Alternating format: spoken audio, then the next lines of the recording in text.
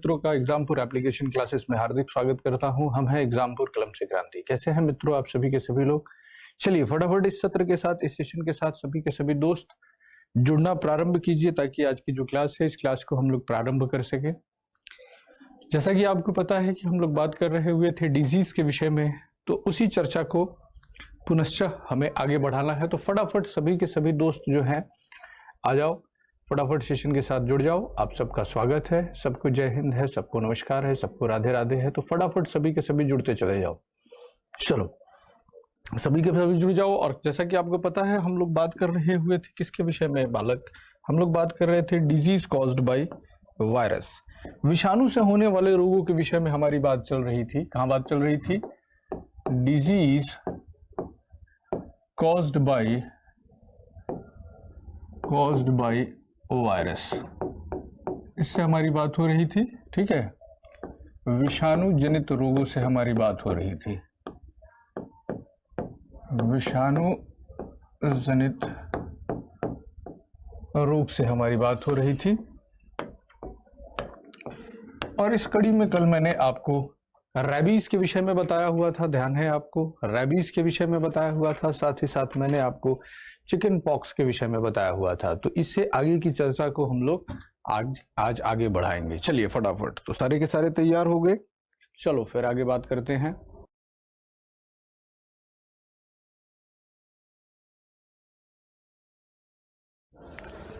ठीक है, तो चलिए आज इस कड़ी में सबसे पहले बात किसके विषय में करने वाले हैं बच्चों?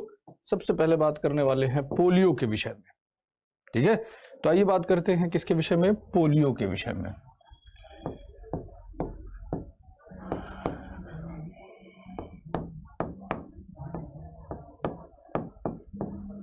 पोलियो, हालांकि देखा जाए तो इस बीमारी का पूरी तरीके से इरेडिकेशन, पूरी तरीके से उन्मूलन किया जा चुका है, लेकिन पेपर में अब भी ये एक प्रमुख बीमारी है जिस बीमारी से प्रश्नों को पूछा जाता है। ठीक है, तो फटाफट देख लेते हैं कि ये जो पोलियो है, इस पोलियो, चलिए मुझे बताइएगा आप सारे लोग कि पोलियो जो बीमारी है ये जिस वायरस के कारण होती है, ये कौन सा वायरस है? फटाफट बताइए। पोलियो बीमारी जिस वायरस के कारण होती है, ये वायरस कौन सा है बच्चा? इस विषाणु का क्या नाम है? पोलियो के विषाणु का क्या नाम है? तो इसका जो वायरस होता है, जो विषाणु है, इस विषाणु को हम लोग किस नाम से जानते हैं बच्चा बाटी? इसको हम लोग एंट्रोवायरस के नाम से जानते हैं। किस नाम से जानते हैं? एंट्रोवायरस। एंट्रोवायरस के नाम से जानते हैं।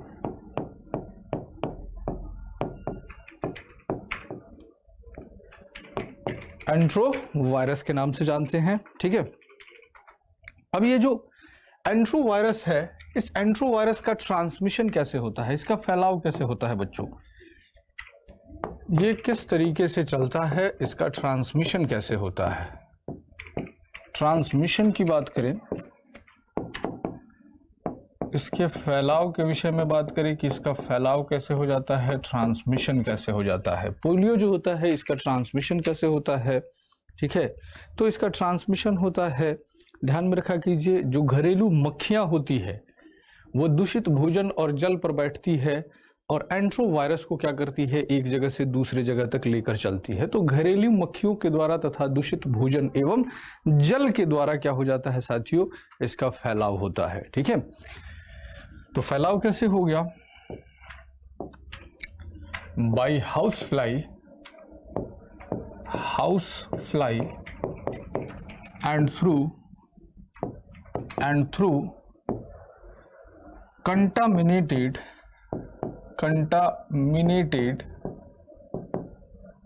water and food।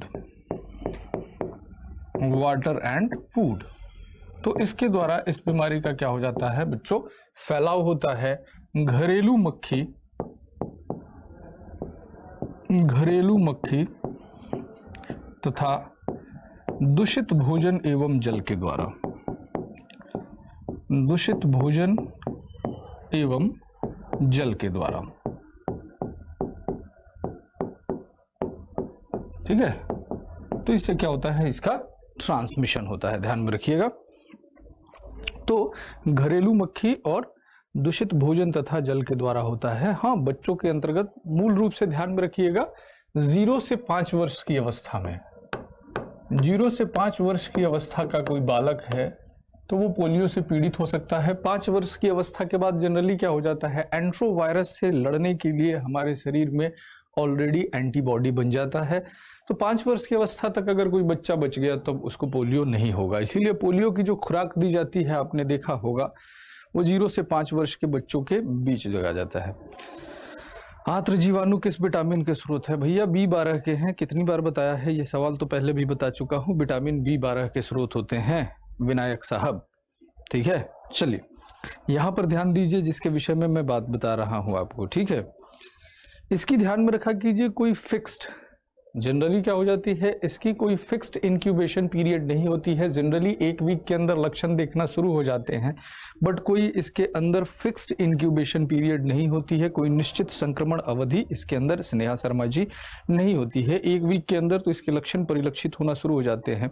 तो ये जनरली क्या हो जाता है, हमारे पास 0 से 5 वर्ष की अवस्था में चल सकता है। अब बात करते हैं कि ये जो बीमारी है, इस बीमारी के अंदर अफेक्टेड ऑर्गन कौन सा है, ठीक है। इसके अंदर प्रभावित अंग कौन सा होता है, बताओगे मुझे, कमेंट करके बताओगे अफेक्टेड ऑर्गन कौन सा है। अफेक्टेड ऑर्गन कौन सा होता है इस बीमारी में, प्रभावित अंग कौन सा होता है,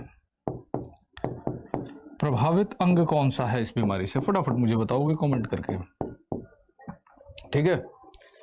देखो इसके अंदर जो हो जाता है आपका नर्वस सिस्टम जो होता है वो अफेक्टेड होता है, और नर्वस सिस्टम में भी स्पेशली कौन सा है, स्पाइनल कोड जो होता है। तो आप नर्वस सिस्टम भी लिख सकते हैं या फिर स्पाइनल कोड भी लिख सकते हैं, ठीक है। इस पर नर्वस सिस्टम लिख दीजिएगा तो नर्वस सिस्टम में तो स्पाइनल कोड आ ही जाता है। वैसे डायरेक्ट लिखना चाहते हैं तो स्पाइनल कोड लिख सकते हैं। मूल रूप से इसमें आपका स्पाइनल कोड जो होता है, मेरुरज्जु जो होता है, वो प्रभावित होता है। इसी को बहुत सारे किताबों में क्या लिख दिया जाता है, तंत्रिका तंत्र भी लिख दिया जाता है। तंत्रिका तंत्र इसलिए लिख दिया जाता है कि मेरुरज्जु किसका भाग हो जाता है, तंत्रिका तंत्र का होता है, ठीक है। तो तंत्रिका तंत्र का भाग होता है, क्लियर। अब देखिए यहां पर बात करें कि ये जो बीमारी है, इस बीमारी के लक्षण क्या है बच्चों, सिम्टम्स क्या है, इसके सिम्टम्स क्या है, सिम्टम्स क्या है, लक्षण क्या है, ठीक है। तो इसके लक्षण क्या देखने को हमें मिलते हैं, तो ध्यान में रखा कीजिए, शुरुआती स्तर पर जब शुरू होता है तो सिरदर्द देखने को मिलता है और बुखार देखने को मिलता है, और बाद में शरीर के किसी एक अंग में लकवा मार जाता है तो लकवा जैसे लक्षण देखने को मिलते हैं। तो क्या कहेंगे, शुरुआती स्तर पर सिरदर्द तथा बुखार तथा बाद में लकवा जैसे लक्षण, ये हो जाता है इसके अंदर, ठीक है। At initial stage, at initial stage headache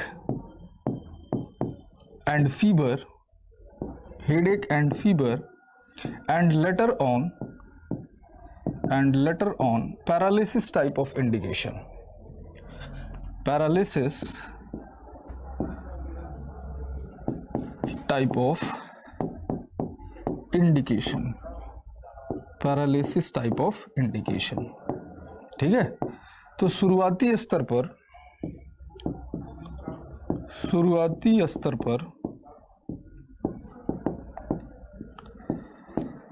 सिरदर्द तथा बुखार, सिरदर्द तथा बुखार तथा बाद में लकवा जैसे लक्षण, बाद में लकवा जैसे लक्षण,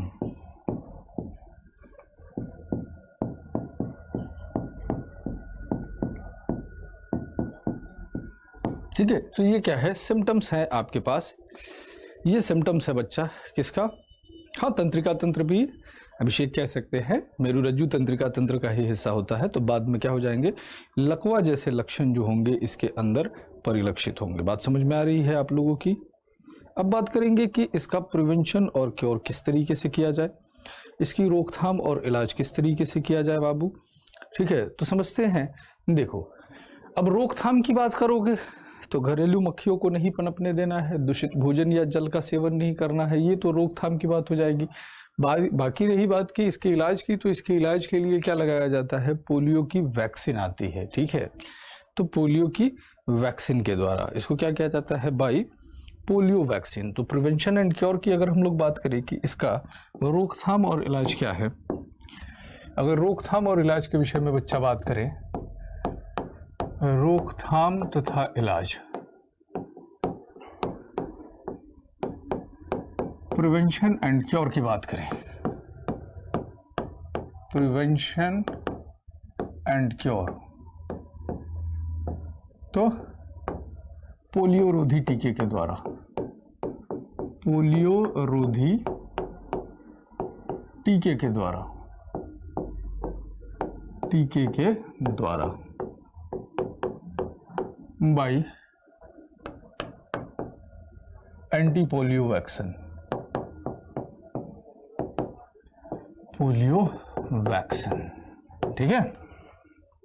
तो पोलियो रोधी टीके के द्वारा इसको किया जाता है। अब चूंकि क्या हो गया कि जो पोलियो रोधी टीका होता है, इसकी खोज या इसको बनाने का, इन्वेंट करने का श्रेय जो जाता है, ये श्रेय किसको जाता है, जोनास साल्क को जाता है, इसीलिए इसको साल्क वैक्सीन भी किया जाता है। तो ठीक है, पोलियो की वैक्सीन की खोज किसने की है, ये सवाल कई बार आपसे पूछ दिया जाता है। पोलियो के टीके की खोज, टीके की खोज, ठीक है, या आविष्कार कह लीजिए, ठीक है, इन्वेंशन ऑफ पोलियो वैक्सीन। तो पोलियो वैक्सीन के टीके की खोज या आविष्कार किसने किया हुआ है, ये जोनास साल्क महोदय ने किया हुआ है, इसीलिए इसको साल्क टीका भी कहा जाता है। जोनास साल्क ने किया हुआ है, किसने किया है, जोनास साल्क ने किया है। कब किया हुआ है, 1952 में किया हुआ है, ठीक है भैया, 1952 में जोनास साल्क महोदय के द्वारा किया गया हुआ है। लेकिन ध्यान दिया कीजिए कि ये जो है ये टीके की बात है। आजकल देखिए जो बात किया जा रहा हुआ है, पोलियो की ओरल वैक्सीन दी जाती है, मुंह से पिलाई जाने वाली दवा दी जाती है, आप सबको पता है, जिसके ऐड में आप लोग देखते हैं 2 बूंद जिंदगी के लिए, ठीक है। तो अगर हम लोग बात करें कि इसके ओरल वैक्सीन की खोज किसके द्वारा की गई हुई है, जो इसका ओरल वैक्सीन है, ओरल वैक्सीन जो है पोलियो की,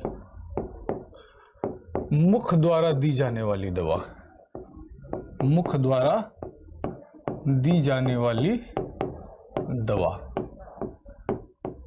ठीक है। तो इसकी जो मुख द्वारा दी जाने वाली दवा है, जो ओरल वैक्सीन है, इस ओरल वैक्सीन की खोज किसने किया है, इसको किया है अल्बर्ट सेबिन ने, अल्बर्ट सेबिन ने, अल्बर्ट सेबिन ने किया हुआ है 1961-62 में, ठीक है, 61 में अल्बर्ट सेबिन ने, ठीक है। तो ये बता दीजिए मिस्टर रमन जी, मैं अपना नंबर शेयर नहीं कर सकता, अपना कोई भी कांटेक्ट नहीं शेयर कर सकता, ये हमारे एग्रीमेंट में होता है। आपको अगर किसी तरह की सूचना है तो आप इंक्वायरी नंबर पर बात कर लीजिए, आप गजेंद्र जी से बात कर लीजिए, आप मुझे बात करनी है तो आपको वहां से बात हो सकती है साहब, ठीक है।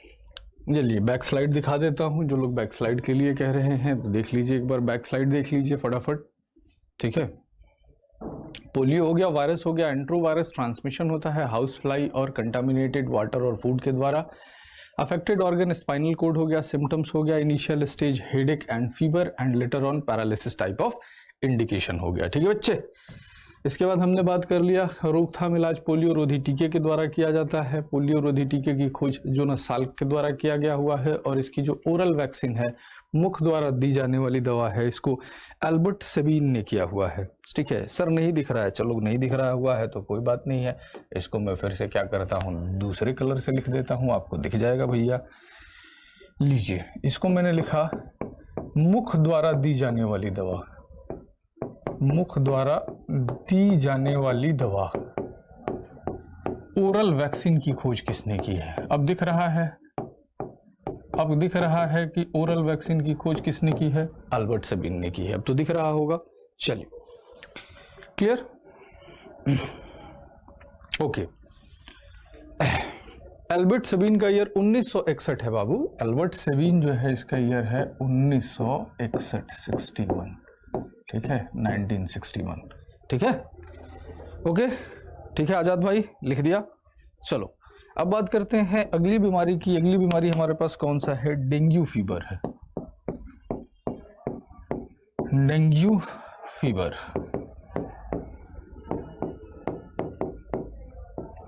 डेंगू बुखार। देखिए, ये जो डेंगू फीवर होता है, इस फीवर में जॉइंट्स में काफी पेन होता है, हड्डियों और जोड़ों में दर्द होता है, हड्डियां टूटती हुई अनुभव होती है बच्चा। इसीलिए इस सवाल को ऐसे भी पूछा जाता है कि ब्रेक बोन फीवर किसको कहा जाता है, हड्डी तोड़ बुखार किसको कहा जाता है? तो ये डेंगू का ही दूसरा नाम है, इसको कहा जाता है ब्रेक बोन फीवर के नाम से भी जाना जाता है। ब्रेक बोन फीवर के नाम से भी इसको जाना जाता है। इसको हड्डी तोड़ बुखार के नाम से भी हम लोग जानते हैं।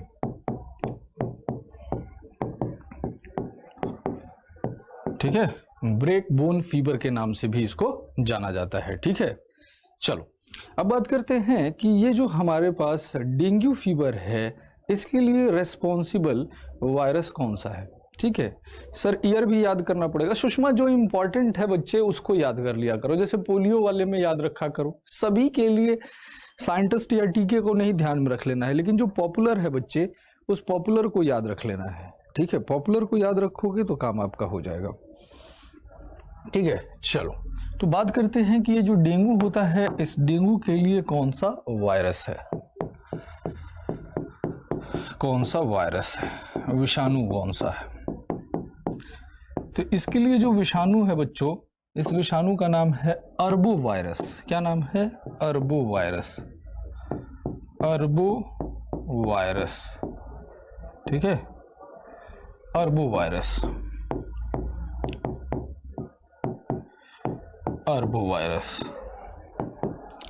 ठीक है, अर्बो वायरस हो जाता है। ठीक है, अब देखो ये जो अर्बो वायरस होता है, इसका फैलाव कैसे होता है, यानी कि डेंगू जो बीमारी है इसका फैलाव कैसा होता है? तो आप सबको पता है कि ये मादा एडीज मच्छर के काटने से होता है। अगर इसके ट्रांसमिशन की बात करें, ट्रांसमिशन की बात करें कि इसका फैलाव कैसे होता है, बाय द बाइट ऑफ, ध्यान में रखिएगा इसका फैलाव कैसे हो रहा है, by the bite of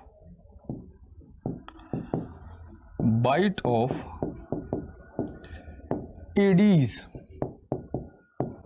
Aedes अथवा क्यूलेक्स मॉस्किटो। ठीक है, by the bite of Aedes और क्यूलेक्स मॉस्किटो, एडीज अथवा, और एडीज में कैसा, ध्यान में रखा कीजिए, हमें जो काटती है वो सारी की सारी मादा मच्छर होती है, फीमेल होती है। तो मादा एडीज अथवा क्यूलेक्स मच्छर के काटने से, मच्छर के काटने से। ठीक है, तो by the bite of female Aedes और क्यूलेक्स मच्छर। ठीक है, अरे हड्डियां टूटती हुई महसूस होती है सृष्टि सिंह जी, इसलिए इसको कहा जाता है। हड्डियों में तेज दर्द होता है, इसीलिए इनको क्या कहा जाता है, ध्यान में रखा कीजिए। हड्डियों में तेज दर्द होता है, हड्डियां टूटती हुई महसूस होती है, हड्डियां टूट नहीं जाती है कि नहीं, इसीलिए इसका नाम है। अब नाम है तो आपको बताना पड़ेगा, क्योंकि पेपर में इसको पूछा जाता है। ठीक है, तो ध्यान में रखा कीजिएगा, ये कौन सा हो गया आपको, क्यूलेक्स मच्छर के काटने से होता है या मादा एडीज मच्छर के काटने से होता है। ठीक है, अब बात करते हैं कि इस बीमारी की संक्रमण अवधि जो है ये कितनी है, तो 4 से 8 दिन का होता है। अगर बात करते हैं इसके ट्रांसमिशन की बात करते हैं, ट्रांसमिशन की बात करते हैं, सॉरी ट्रांसमिशन हो गया, इसके इंक्यूबेशन पीरियड की बात करते हैं, इंक्यूबेशन पीरियड की, संक्रमण अवधि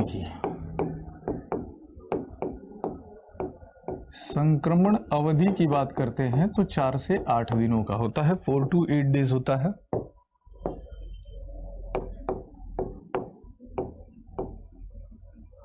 ठीक है, 4 से 8 दिनों का होता है। एडिस क्या होता है? एडिस मच्छर का नाम है भाई उज्जवल जी।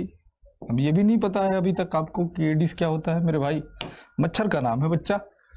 अब बात करते हैं कि इसमें से प्रभावित अंग कौन सा है, अफेक्टेड ऑर्गन कौन सा है इस बीमारी में? अफेक्टेड ऑर्गन बालक कौन सा है? प्रभावित अंग कौन सा है? ठीक है, प्रभावित अंग जो होता है डेंगू से, ये कौन कौन सा हो जाता है? तो ध्यान में रखा कीजिए कि इसमें लीवर प्रभावित होता है, लंग्स प्रभावित होता है, हार्ट प्रभावित होते हैं। ठीक है, तो लीवर, लंग्स, हार्ट ये सारे प्रभावित अंग हैं इसके अंदर। लीवर हो गया, लंग्स हो गए, हार्ट हो गया, एटसेट्रा। इवन ज्वाइंट्स में पेन होगा, प्लेटलेट्स की संख्या में कमी आएगी। ये सब क्या है? ये सब लक्षण है। ठीक है, तो प्रभावित अंग में क्या लिख सकते हैं? यकृत लिख सकते हैं, फेफड़े लिख सकते हैं, हृदय लिख सकते हैं इत्यादि। ये सारे अंग जो होते हैं ये क्या होते हैं? प्रभावित होते हैं। ठीक है, प्लेटलेट्स, लक्षित प्लेटलेट्स की कमी आती है तो वो लक्षण में लिखोगे। अब हमने हार्ट लिख लिया है तो ब्लड तो आ ही गया इसमें, और ब्लड के अंदर प्लेटलेट्स तो आ ही गई भाई। ठीक है, अब बात करते हैं कि इस बीमारी के अंदर कौन कौन से लक्षण हमें मुख्य रूप से देखने को मिलते हैं। तो सिरदर्द देखने को मिलता है, बुखार देखने को मिलता है। इसके सिम्टम्स की बात करें, सिम्टम्स की, लक्षण की बात करें तो लक्षण देखिए इसमें कौन कौन से हैं आपके पास। हेडेक है,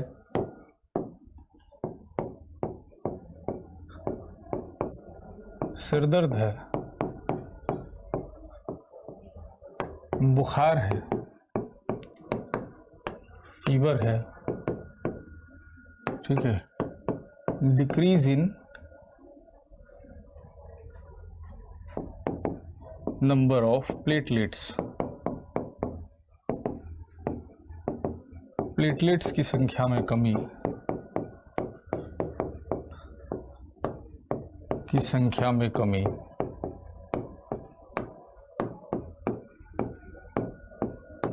ठीक है, और क्या है आपके पास? ज्वाइंट्स जो होते हैं, जो जोड़े होते हैं और जो मसल्स होते हैं, उनमें क्या होता है? दर्द होता है। तो pain in muscles and joints, pain in muscles and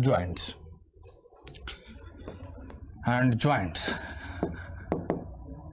पेशियों तथा जोड़ों में दर्द, पेशिये तथा जोड़ों में दर्द। ठीक है, तो ये क्या हो गए? ये इसके सिम्टम्स हो गए बच्चे। ठीक है, अब बात किया जाए कि इसके अंतर्गत इसका प्रिवेंशन और इलाज क्या है। देखो जनरली क्या हो जाता है, डेंगू का मच्छर जो होता है या जिसका जो वायरस होता है अर्बो वायरस, वो आपके शरीर में तेजी से जल को अवशोषित करता है और जल की संख्या में कमी आती है बच्चों, तो क्या हो जाता है? प्लेटलेट्स की संख्या में कमी आ जाती है। तो इसमें शरीर के अंतर्गत क्या किया जाता है? प्लेटलेट्स की संख्या को बढ़ाने के लिए बार बार ग्लूकोज चढ़ाया जाता है। आप देखते होंगे ऐसे व्यक्ति को क्या सलाइन चढ़ाई जाती है बार बार बहुत सारी मात्रा में, कि जल के इंटेक को बढ़ाया जाता है। मेडिसिन के विषय में बात करोगे तो इसमें बुखार वाली दवाएं चलाई जाती है, कोई स्पेसिफिक इस तरह की दवा नहीं चलाई जाती है। तो अगर बात करोगे इसमें किसके प्रिवेंशन और क्योर में क्या है, तो मच्छरों के प्रति रोकथाम आपको रखनी है, साफ सफाई का ध्यान रखना है, मच्छरों को पनपने नहीं देना है। और पीसीएम मेडिसिन का उपयोग किया जाता है बुखार के लिए, पीसीएम पैरासीटामोल मेडिसिन का उपयोग किया जाता है। तो प्रिवेंशन एंड क्योर में जाइएगा, प्रिवेंशन एंड क्योर के विषय में जाइएगा, रोकथाम तथा इलाज।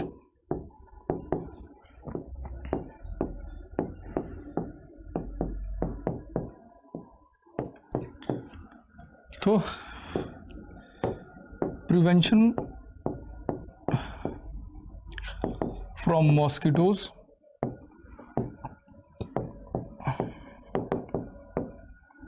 मच्छरों के प्रति रोकथाम, मच्छरों के प्रति रोकथाम,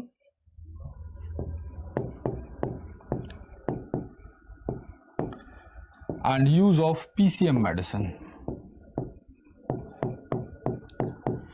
PCM medicine, PCM दवा का उपयोग,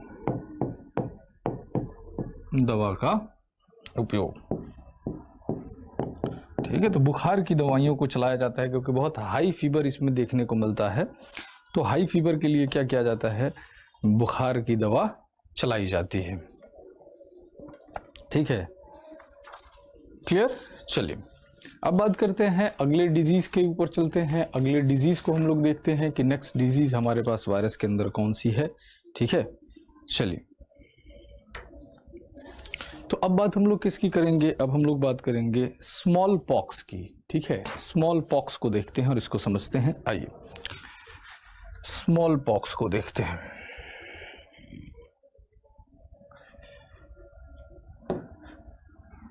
स्मॉल पॉक्स,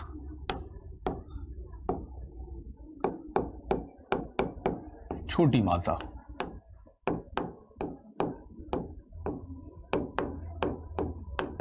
ये भी किस तरह की है, संक्रामक रोग है। घरों में आप लोग देखते होंगे छोटी माता का आगमन हो जाता है तो तैलीय वगैरह पदार्थों का उपयोग कम कर दिया जाता है क्योंकि तैलीय पदार्थों से यह क्या होता है, तेजी से फैलता है, ठीक है। चलिए बहुत बहुत धन्यवाद साहिल साहब, ठीक है। गुरुजी चेचक का विषाणु बता दीजिए। अंश भाई कल बताया हुआ था, चेचक का विषाणु बताया था। चेचक का विषाणु होता है, चेचक का विषाणु हो जाता है मेरे भाई वेरिसीला जोस्टर, वेरिसीला जोस्टर होता है मेरे भाई, जोस्टर, ठीक है, वेरिसीला जोस्टर, ठीक है मेरे बच्चा। चेचक का कौन सा हो गया, चिकन पॉक्स का वेरिसीला जोस्टर, ठीक है बाबू। चलो अब बात करता हूं मैं आप लोग से, हाँ पैरासीटामोल, पीसीएम, बुखार के लिए पीसीएम मतलब पैरासीटामोल, बिल्कुल बिल्कुल मेरे भाई, बता दिया अंश बाबू, चेचक का बता दिया। अब हम लोग किसके विषय में बात कर रहे हैं मेरा बच्चा, स्मॉल पॉक्स के विषय में बात कर रहे हैं, छोटी माता के विषय में बात कर रहे हैं। तो यहाँ पर आप सभी बंधु ध्यान दीजिए कि छोटी माता जो होती है इसके लिए कौन सा वायरस है। देखो चेचक और छोटी माता में लक्षण जो होते हैं वो एक जैसे ही होते हैं और इनके वायरस का नाम भी जो होता है ना बच्चा मिलता जुलता रहता है, तो आप लोग पेपर में गलती कर लेते हो, ठीक है। तो यहां पर आप लोग ध्यान में रखा कीजिए, ठीक है। क्या कह रहे हो बच्चा, चेचक की वैक्सीन का खोज किसने किया हुआ है, भैया एडवर्ड जेनर ने किया हुआ है। चेचक की वैक्सीन का उपयोग किसने किया है, एडवर्ड जेनर ने किया हुआ है। ये जो टीका है ये किसने किया हुआ है, एडवर्ड जेनर ने किया हुआ है मेरे भाई, ठीक है। चलो अब इस पर ध्यान दो, वायरस जो होता है इसके अंदर जो विषाणु होता है, इस विषाणु का क्या नाम है, इस विषाणु का नाम है वेरियोला। क्या नाम है बच्चा, वेरियोला, वेरियोला, वेरियोला। तो थोड़ा सा देखो इसमें स्मॉल पॉक्स में वेरियोला और चिकन पॉक्स में वेरिसीला, तो इसमें थोड़ा सा ध्यान में रख लेना, स्मॉल पॉक्स में वेरियोला होता है और चिकन पॉक्स में वेरिसीला होता है। तो ये जनरली क्या हो जाता है कि आप लोग कंफ्यूज होते हो, ये मैंने देखा हुआ है। और इस तरह के सवाल जब मैच द कॉलम में आता है तो क्या करते हो, चिकन पॉक्स वाले को स्मॉल पॉक्स में मिला के चले आते हो और स्मॉल पॉक्स वाले को चिकन पॉक्स में, तो थोड़ा सा ध्यान में रख लेना। अब छोटी माता है, अब कैब कंपनी से याद रखा करो, सबसे अगर कहीं जाते हो तो भारत में आजकल जो कैब चलने लगी है अलग अलग कंपनियों की, तो सबसे मशहूर कैब किस कंपनी की आती है, ओला की आती है बच्चों। ओला कैब का नाम तो सुना ही होगा आपने, जैसे उबर का भी आता है, तो ओला से याद रखा कीजिए वेरियोला होता है, ठीक है, छोटी माता के लिए। अब बात करते हैं बच्चा कि इसका ट्रांसमिशन कैसे होता है, ठीक है, इसका ट्रांसमिशन कैसे होता है मेरे बाबू, ट्रांसमिशन। तो ये एक संक्रामक रोग है, तो संक्रामक रोग जो भी होगा वो संक्रमित व्यक्ति के सीधे संपर्क से होगा या उसकी वस्तुओं के द्वारा होगा, ठीक है, संक्रामक व्यक्ति के सीधे संपर्क से या उसकी वस्तुओं के द्वारा होगा। तो ट्रांसमिशन की बात करोगे कि इसका फैलाव कैसे होता है, तो फैलाव बच्चा कैसे हो जाएगा, संक्रमित व्यक्ति के सीधे संपर्क से, संक्रमित व्यक्ति के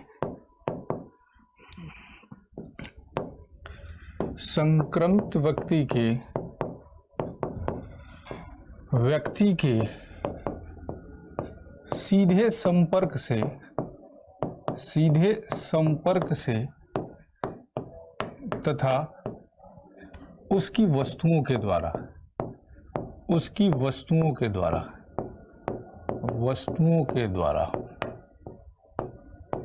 ठीक है, by the direct contact of infected person and through his articles,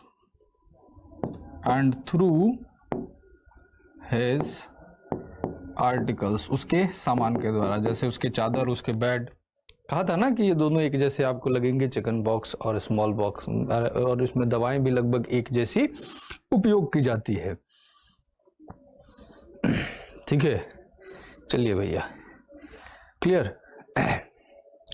अब यहाँ पर ध्यान में ये रखा कीजिए कि जो स्मॉल पॉक्स है ये वेरियोला वायरस से हो गया, डायरेक्ट कॉन्टैक्ट इन्फेक्टेड पर्सन से हो रहा है। बात करें इसके संक्रमण अवधि की तो लगभग 12 दिन का होता है। ठीक है, अगर इसके इंक्यूबेशन पीरियड की मैं आप लोगों से बात करूं, संक्रमण अवधि की बालक इसकी बात करें, इंक्यूबेशन पीरियड किसकी साथियों बात करें, संक्रमण अवधि की हम लोग बात करें तो संक्रमण अवधि साथी जो होती है इसकी लगभग कितने दिनों की होती है, 12 दिनों की होती है। ठीक है, 12 दिनों की होती है। ठीक है सर, संक्रमित व्यक्ति को यह रोग पहले कैसे होगा? लोकेश थोड़ा सा दिमाग लगाओ कि कोई भी माइक्रो ऑर्गेनिज्म है, ये वायरस से होने वाली बीमारी है, तो कोई भी जो ये वायरस है या जीवाणु है या विषाणु है कहाँ पर आते हैं? हमारे वातावरण के अंदर ही तो पनपते हैं। गंदगी, सड़ांध, इन सारी चीजों से क्या हो जाते हैं, ये पनपते हैं। तो सर्वप्रथम अगर किसी व्यक्ति को हुआ होगा तो किसी न किसी वातावरणीय कारक से हुआ होगा। अब उस व्यक्ति के संपर्क में जो जो आएगा उन सभी को हो जाएगा। ठीक है, बात आपके समझ में आ रही है कि सर्वप्रथम अगर किसी एक व्यक्ति को, की शुरुआत कहां से होगी, तो शुरुआत भाई वातावरणीय कारकों से होगी। अब उस व्यक्ति के संपर्क में आता जाएगा। जैसे अगर हम लोग कोविड की बात करते हैं, ठीक है भैया, कोरोना वायरस की बात करते हैं, तो आप सबको पता है कि जो कोविड है ये कहा जाता है कि इसकी शुरुआत जो हुई वो चीन के वुहान शहर से हुई। अब चीन के वुहान शहर से हुई तो वहां से देखिए भारतवर्ष में इसका आगमन कैसे हुआ। अब आपको पता है कि जब से ग्लोबलाइजेशन हुआ है, एक कंट्री के लोग दूसरे कंट्री में रहते हैं। तो कोई केरला का स्टूडेंट था, भारत में कोई केरल का स्टूडेंट था जो वुहान यूनिवर्सिटी में पढ़ता था। अब वो संक्रमित हुआ किससे, कोविड से, और वो भारतवर्ष में आया। सबसे पहला भारतवर्ष में जो रोगी देखा गया हुआ था वो केरल का ही एक स्टूडेंट के अंदर लक्षण देखे गए थे, और फिर धीरे धीरे देखिए कितनी तेजी से ये फैलने लगा। बिल्कुल कोविड भी करेंगे सुधांशु, जब सबको कर लेंगे तो जो नए वायरसेस या नए बीमारियों के अंदर हम लोग बात कर लेंगे, जैसे कोविड की बात कर लेंगे या इबोला की बात कर लेंगे, इन सबको भी मैं अलग से आपको बताऊंगा। ये करंट में भी आपका क्वेश्चन हो सकता है और बायोलॉजी का भी क्वेश्चन हो सकता है, तो आप लोग बेफिक्र रहो। ठीक है सर, इस चैप्टर से कितने क्वेश्चन आते हैं? देखो प्रिंस भाई, बहुत स्पष्ट बात मैं आपको कहूं, किसी अंधेरे में ना रखूं, तो आपका जो सिलेबस है उस सिलेबस में कमीशन ने ये लिखा ही नहीं है कि इस चैप्टर से इतने क्वेश्चन आएंगे। पहले तो ये बात आप लोग समझ लीजिए। ये बात आप लोग कहते हैं कि सर ये चैप्टर पढ़ रहे हैं तो इस चैप्टर से कितने प्रश्न आएंगे। भैया आयोग ने लिखा ही नहीं है, चैप्टर वाइज कितने क्वेश्चन आएंगे लिखा ही नहीं है। एनडीए में टोटल जो प्लान दिया गया है बायोलॉजी का 40 नंबर का प्लान दिया गया हुआ है। एक क्वेश्चन आता है 4 नंबर का, यानी 10 प्रश्न आएंगे। अब जो मैं आपको बताता हूं वो इस आधार पर बताता हूं कि जो प्रीवियस ईयर्स के क्वेश्चनों का पैटर्न हम लोग रीड करते हैं, उसमें ये देखते हैं कि कौन सा चैप्टर इंपॉर्टेंट है जिसमें से क्वेश्चन पूछा गया हुआ है। तो ये पाया जाता है कि डिजीज एक ऐसा चैप्टर है जिसको घुमा फिरा के इससे एक क्वेश्चन बनता ही है। अब इससे मैंने आपको कहा एक प्रश्न, अब इसका एक प्रश्न में 6 प्रश्न भी हो सकते हैं। अब तो आप सोचोगे कि एक प्रश्न में 6 प्रश्न कैसा हो गया। अगर इसका मैच द कॉलम वाला क्वेश्चन आ गया तो इसका अगर मैच द कॉलम क्वेश्चन आ गया तो 4 ऑप्शन में 4 या 5 बीमारियों को मैच करने के लिए दे दिया जाएगा। तो एक क्वेश्चन में 6 क्वेश्चन हो गए कि नहीं भाई मेरे। तो इस तरीके से पूछ लिया जाता है बालक मेरे। आ रही है बात आप लोगों के समझ में। तो ये थोड़ा सा आप लोगों को क्या करना पड़ेगा, आपके सिलेबस में जो चैप्टर मेंशन किया गया है उसको पढ़ना तो पड़ेगा बच्चा। ये कंफर्म कह लो कि इस चैप्टर से यही क्वेश्चन आएगा, ये कोई नहीं बता सकता है। अगर कोई आपको बता रहा हुआ है तो वो झूठ बोल रहा है। सत्य बात यही है कि वो झूठ बोल रहा है। हाँ, ये जरूर है कि आपके सिलेबस में इतना सारा चैप्टर है, तो इन सभी चैप्टर्स को अगर हम लोग पढ़ लेंगे और तैयारी कर लेंगे तो बात हमारी हो जाएगी। हाँ, ये चीज हो सकती है कि कुछ इंपॉर्टेंट चैप्टर्स हो सकते हैं, जैसे डिजीज का चैप्टर इंपॉर्टेंट है तो इसको हम लोग ध्यान से पढ़ रहे हुए हैं। ठीक है, मान्या शर्मा जी एक लैंग्वेज में नहीं पढ़ा सकता हूं ना। हमारी जो कमिटमेंट है बच्चों के साथ बाइलैंग्वेज की है, तो हमारे पास हिंदी और अंग्रेजी दोनों भाषाओं के बच्चे हैं। तो दोनों भाषाओं के बच्चे होते हैं तो मुझे दोनों लैंग्वेज में पढ़ाना पड़ेगा। और साइंस एक लैंग्वेज में मैं पढ़ा ही नहीं सकता हूँ, फिर अंग्रेजी में पढ़ाऊंगा हिंदी वालों को समझ में नहीं आएगा, हिंदी में पढ़ाऊंगा अंग्रेजी वालों को। तो इस पे आप लोग टिप्पणी ना करें, ठीक है।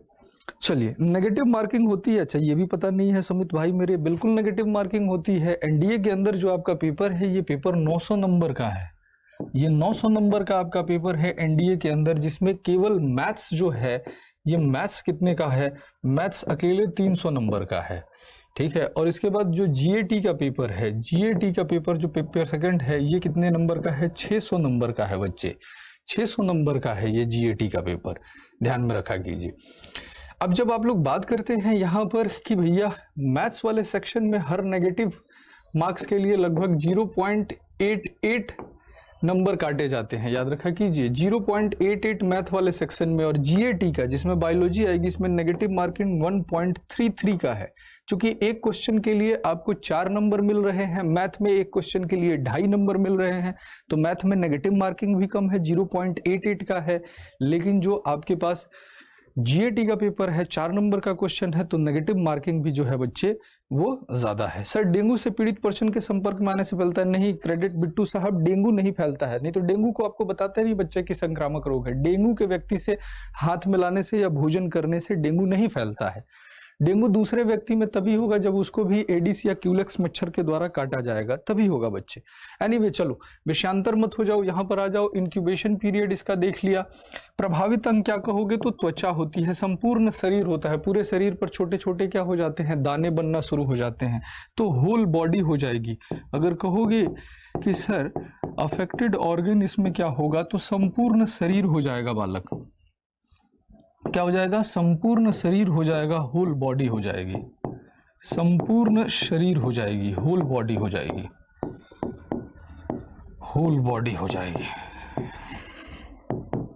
ठीक है, संपूर्ण शरीर हो जाएगा, ठीक है। अब यहां पर देखो, अब यहां पर बात करते हैं हम लोग कि आगे बढ़ते हैं और इसके विषय में बात करते हैं कि ये जो बीमारी है, इस बीमारी के विषय में क्या और सारे इसके चीजें हैं। जैसे आप बात करते हैं कि इस बीमारी के लक्षण क्या हैं, क्या क्या लक्षण हमें देखने को मिलते हैं, सिम्टम्स क्या क्या देखने को मिलते हैं, सिम्टम्स, लक्षण। देखो कुछ चीजों को आप लोग समझ लो, फिर आप लोगों को लगता है कि सर हम लोगों को डांटते हैं, सर हमें बताते नहीं है। आप डिफेंस वॉरियर के यूट्यूब चैनल पर जाओगे तो आपके सिलेबस में कौन कौन से चैप्टर आते हैं, आपके टोटल पेपर के अंदर कितने नंबर का पेपर है, मार्किंग कैसे की जाती है, नेगेटिव मार्किंग क्या क्या होती है, ये ऑलरेडी मैंने इसका स्पेशल इवेंट ले रखा है जो आपको डिफेंस वॉरियर के यूट्यूब चैनल पर मिल जाएगा।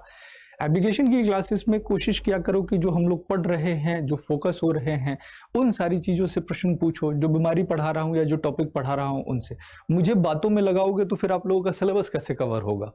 अब आप लोग ऐसे ऐसे बातें पूछते हो, सर ये बता दो नेगेटिव मार्किंग कितना है, ये सब्जेक्ट कितने का आता है, ये ऑलरेडी मैंने चैनल पर बता रखा हुआ है। तो थोड़ा सा आप लोग ध्यान में रखा करो कि हमारे पास समय भी है, सिलेबस भी बड़ा है, तो हम लोग यहाँ पर जो है इस तरह की बातों को थोड़ा कम लेकर आए। फिर नहीं बताता हूँ तो आप लोग कहते हो कि सर बताते नहीं हो, कुछ बोल देता हूँ तो आप लोगों को बुरा लग जाता है कि सर हमें डांट दिए। तो ये सब बातें मैं बता चुका हूँ, ठीक है। हाँ, गाँव में इसको माता बोला जाता है, ठीक है।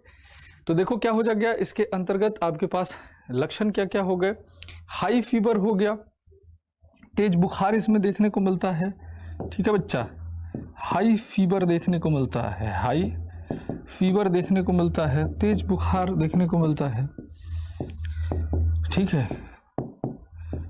पीठ वगैरह में क्या होते हैं, दर्द देखने को मिलते हैं, ठीक है।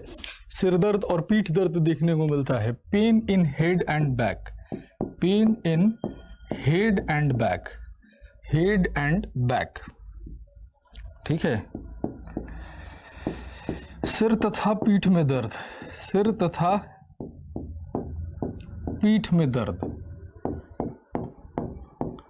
और क्या लक्षण देखने को मिलता है बच्चों, और जो त्वचा होती है, इस त्वचा पर क्या हो जाते हैं, इस त्वचा पर छोटे छोटे दाने बनना शुरू हो जाते हैं, और बाद में यही दाने क्या हो जाते हैं, फफोलों के रूप में चेंज हो जाते हैं। इनमें पानी भर जाता है तो तेज जलन होती है बच्चों, ठीक है। तो क्या हो जाता है, और आप करोगे occurrence of spot on the skin, spot on the skin, ठीक है। त्वचा पर दानों का बनना, त्वचा पर दानों का बनना, दानों का बनना, त्वचा पर दानों का बनना। Later on these spots changes into blister. बाद में ये जो दाने होते हैं ये किसमें, ब्लिस्टर में, फफोलों में चेंज हो जाते हैं। इनमें पानी भर जाता है, इनमें जलन होती है, ठीक है। अब बात करते हैं बच्चों, अब बात करते हैं कि इसमें इसका प्रिवेंशन और क्योर किस तरीके से किया जाए, इसका रोकथाम और इलाज किस तरीके से किया जाए, ठीक है। प्रिवेंशन और क्योर के विषय में बात करते हैं, प्रिवेंशन एंड क्योर के विषय में बात करते हैं, रोकथाम तथा इलाज, रोकथाम तथा इलाज।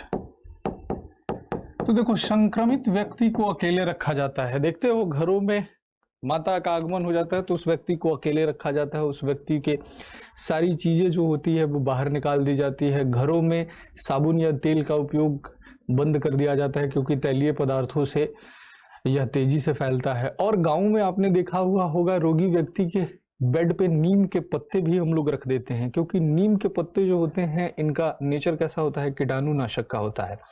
बट यहाँ पर इस तरह के दादी माँ के नुस्खों की बात नहीं करनी है, साइंटिफिक वे से बात करनी है। तो हम लोग क्या कहेंगे कि संक्रमित व्यक्ति को अकेला रखा जाना चाहिए और कैलामाइन लोशन का उपयोग किया जाता है, ठीक है।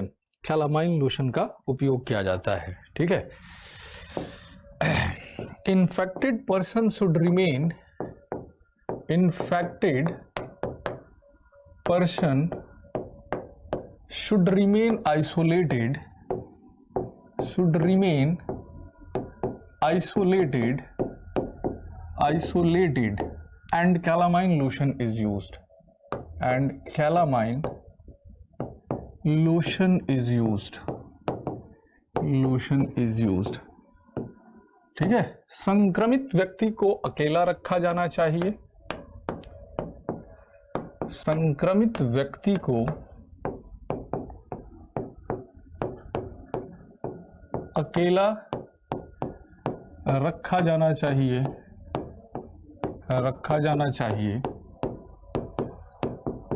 तथा कैलामाइन मलहम का, कैलामाइन मलहम का उपयोग किया जाना चाहिए, मलहम का उपयोग, ठीक है। यूज ऑफ कैलामाइन लोशन, ठीक है। तो कैलामाइन लोशन का उपयोग किया जाता है। और नीम के पानी वगैरह से नहलाया जाता है। कई तरह की चीजें जो होती है, अब देखो गांव के अपने नुस्खे होते हैं तो उस नुस्खों को अपनाया जाता है। हाँ, बहुत सारी चीजें आप लोग देखे होंगे जो गांव के अंदर अपनाया जाता है, बट यहाँ पर ध्यान में रखा कीजिए कि हमें इसको साइंटिफिक पॉइंट ऑफ व्यू से बात करनी होती है। तो ये सारी जो भी डिजीज हैं, इन सभी डिजीज को हम लोग साइंटिफिक पॉइंट ऑफ व्यू से बात करेंगे, ठीक है। चलिए, स्मॉल पॉक्स गर्ल को ही ज्यादा क्यों होता है? नहीं भैया, ऐसा तो कोई बात नहीं है रविंद्र कुमार जी, ऐसा तो मैंने नहीं पढ़ा हुआ है, ठीक है। 39 साल की मेरी उम्र हो गई, पढ़ाते हुए भी लगभग मेरे को 13-14 वर्ष हो गए, लेकिन मुझे तो ऐसा पढ़ने को नहीं मिला कि लड़कियों को ही ज्यादा स्मॉल पॉक्स होता है। किसी भी व्यक्ति को स्मॉल पॉक्स हो सकता है मेरे भाई, ऐसी कोई बात नहीं है, ठीक है। नहीं, ऐसा कुछ थोड़ा आपको कभी नहीं हुआ तो जरूरी थोड़ा है जी होगा। जनरली ऐसा भी कहा जाता है कि एक बार अगर हो गया तो दोबारा नहीं होगा, क्योंकि शरीर इनके प्रति एंटीबॉडी बना लेता है, हालांकि कई लोगों में दोबारा भी देखा जाता है। सबसे बड़ी दिक्कत ये है कि ये जो फफोले बन जाते हैं तो ये जो बीमारी है ये दाग छोड़ के चली जाती है। देखते हो स्किन वगैरह पर जो हो जाते हैं चेचक में या फिर स्मॉल पॉक्स में, तो लंबे समय तक क्या हो जाता है, जो स्किन होती है स्किन में दाग वगैरह दिखना शुरू हो जाता है। क्यों अलग रखा जाता है? अरे मेरे भाई, क्यों अलग रखा जाएगा सृष्टि सिंह जी? अभी तो बताया कि ये एक संक्रामक बीमारी है, और संक्रामक बीमारी नहीं, अभी आप देखिए तो यहाँ पर अभी मैंने आपको बताया हुआ था कि ये कैसे फैलता है। जरा इस स्लाइड पे देखिए तो संक्रमित व्यक्ति के सीधे संपर्क से तथा उसकी वस्तुओं से, साफ साफ लिखा हुआ है। तो अगर उस संक्रमित व्यक्ति को अकेले नहीं रखिएगा, परिवार के सभी सदस्यों के साथ बीच में बिठा के रखिएगा तो सभी सदस्य को हो जाएगा, सभी सदस्य को हो जाएगा। अब आपको इसको क्या करना है, गिफ्ट की तरह बांटना है। तो जो संक्रमित व्यक्ति है उस संक्रमित व्यक्ति से हाथ मिलाइए, गले लगा लीजिए, उसको घर के सभी सदस्यों के बीच में बिठा के रखिए, है कि नहीं? बीच में बिठा के 3 पत्ती खेलिए आराम से आप लोग, तो पता चलेगा घर के जितने सदस्य हैं सभी के सभी सदस्यों को एक साथ हो जाएगा, है कि नहीं भैया? अगले बार से जब भी चेचक का मरीज दिख जाए या छोटी माता का मरीज दिख जाए, उसको कहोगे अरे भाई कहाँ गए थे, जल्दी आओ मेरे गले लग जाओ, मुझे भी तो दे दो चिकन पॉक्स, मुझे भी तो दे दो छोटी माता, मैं अकेले अकेले तन्हा तन्हा जिया कर रहा हूँ, आओ मेरे गले से लग जाओ, आओ साथ में बैठ के भोजन करते हैं, आओ साथ में बैठ के 3 पत्ती खेलते हैं, है कि नहीं? तो फिर पता चल जाएगा क्या होगा। ऐसे ऐसे प्रश्न आप लोग करते हो, चलो कोई नहीं, बच्चे हो, मैं भी हंस के टाल देता हूँ, बट इन सभी चीजों के बीच में आप लोग ये ध्यान में रखा करो कि ध्यान से पढ़ते रहना है हम सभी लोगों को, ठीक है? हम सभी लोगों को साथ में पढ़ते रहना है, और समय जो है वो समय का ध्यान भी रख लेना है। तो आज का जो क्लास है, इस क्लास को यहीं पर हम लोग वाइंड अप करेंगे। कल की क्लास में हम लोग फिर से मिलेंगे। थोड़ा सा आपको पेशेंस बना के इस चैप्टर को पढ़ना पड़ेगा। चैप्टर लंबा है तो समय लगेगा, लेकिन ये बात 100% है कि इस चैप्टर से क्वेश्चन बनेंगे, ठीक है? चलो इसी तरीके से हंसते मुस्कुराते रहो, एग्जामपुर एप्लीकेशन के साथ क्लासेस करते रहो। मैं मिलता हूँ आपसे कल की क्लास में, तब तक सब लोग खुद का ध्यान रखो। चलो, जय हिंद, जय भारत, जय एग्जामपुर, कर विजय एग्जामपुर, शुभ रात्रि, शब्बा खैर।